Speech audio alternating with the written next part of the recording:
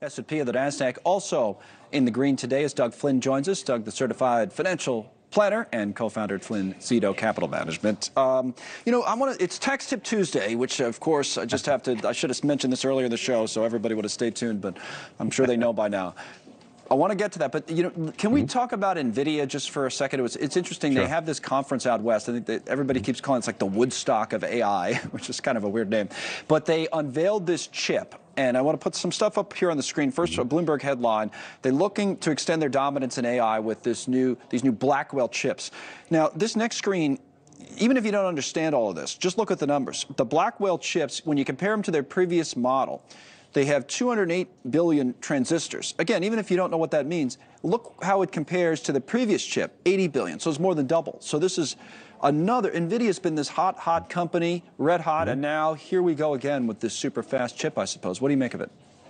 Yeah, the stock actually opened a little bit down and then ended up flat up because I think a lot of the expectation for things just like this are built into the price already. They're saying, we expect you to have this amazing chip that's far and away better than anything else you've put out before and anything that anyone else has out there. I mean, I think that's what's baked in here now. We're going to get through more of the details of the conference, but the stock is up over 80% year to date. And even if it goes up 100%, which is a lot of people are calling for, the question is that last 10, 11% to get you there.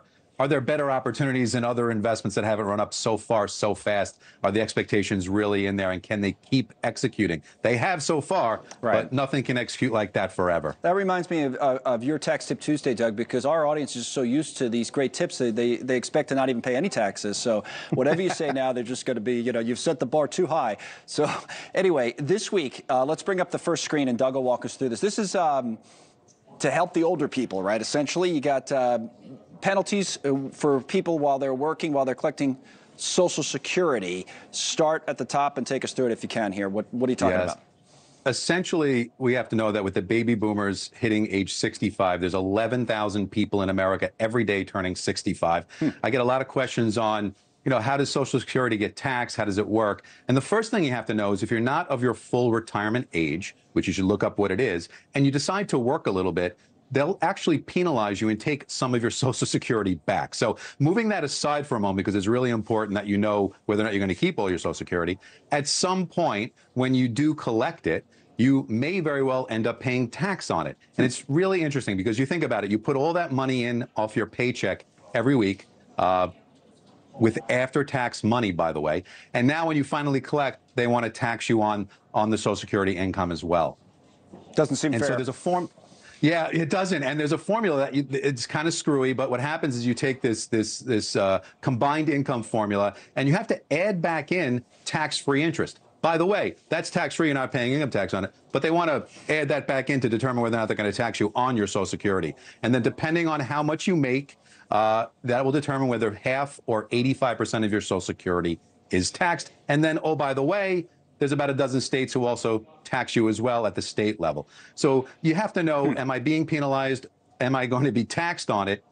And then how can I get around that? And one of the best ways really to get around it is to look back to the Roth IRA.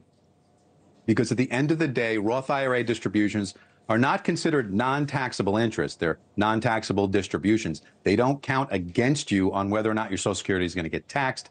And so I'd look into that. And also, if you have the ability to put money away into the Roth or do some conversions of old tax-deferred IRAs into Roths, those are taxable. You have to watch. But whether or not it makes sense to pay a little bit of tax now to avoid all these other taxes on what you've worked for. I'll never forget when you first get your paycheck and you're like, who's FICA? Why are they taking so much of my income every week?